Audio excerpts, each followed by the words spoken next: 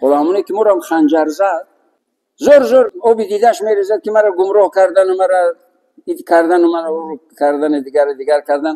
از حضرت مفتی عذری من رو برسونید، ببخشد، ندونستم که چیکار کردم. یعنی از خود رفتم، از خود بی خود شدم، تا درجه رو من رو گمراه کردن که دیگر خب با این کار خنجر زنی و با کرد زنی دست زدم. برای همین ببینید که از کی میگیرید دین رو، گسرین میرود.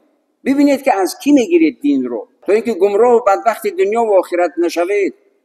حالا بیچاره 26 سال از آزادی محروم. باور که چند روز است که یادم میآید، یعنی در بعد زدنش پروا هم نکردم، گفتم خدای هدایت کنه، چرا که حتمی اجر دارد. در مسجد وقتی نماز خواندیم، دعا را کردیم در حق همونم، ولی که امام در حق همه قوم دعا میکنه، دعا کردیم خیر و برکت و سعادت و عزت دیگر که اولی صحبت دعا کردن، بعد این دعا اومد خنجر زد. توکلش به خدا گفتیم اجر دارد، خداوند اجرش کم نکند، اجرش رو برای ما کم نکند، او رو هدایت کند. لیکن ببینید که حالا این یعنی یک مسئله خیلی وحشتناک است. دلم به همون مادرش میسوزد. باور کنید در تنهایی دیروز پری روز چند بار مادری همون به یادم میاد